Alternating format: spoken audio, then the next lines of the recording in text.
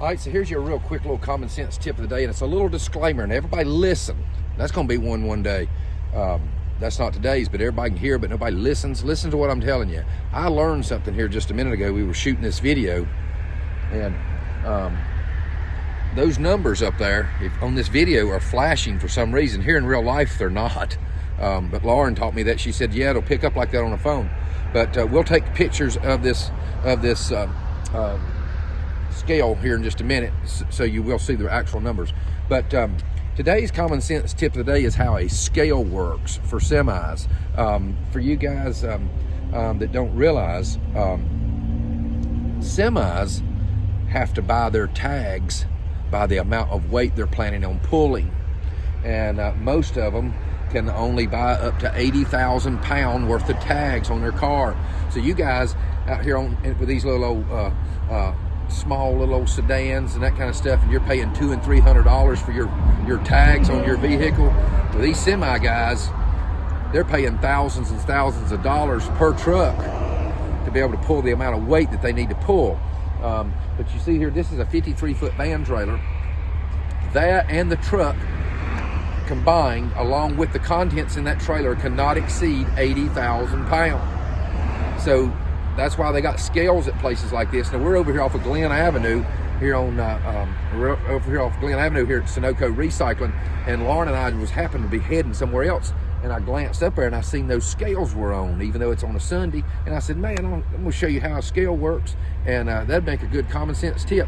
But I'll tell you this, when I was a kid, y'all knew there was another story coming on this. When I was a kid, my granddaddy used to come over here with his truck and cow trailer, and he would put it on this scale and weigh it and see what it weighed.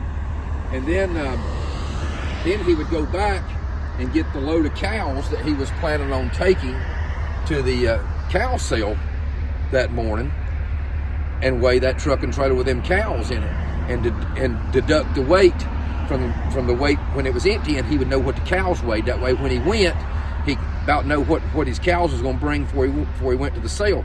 Now, if you guys that don't know this, it's not this way on horses. Horses you buy just like you buy a car or whatever, but on pigs and cattle, you sell them at an auction by the pound, just like you guys purchase it by the pound at the grocery store. But anyway, real quick common sense tip of the day. That's why they've got these scales here, so these trucks can weigh before they leave. Because if they get caught being overweight, that's a big fine. So they want to make sure they weigh correct amount according to their tag before they leave. But see right there, it's at 0, and we're going to take pictures of this. But right there, it tells you I weigh 200 pounds of twisted steel and sex appeal. And we'll take a picture of that to make sure you guys know.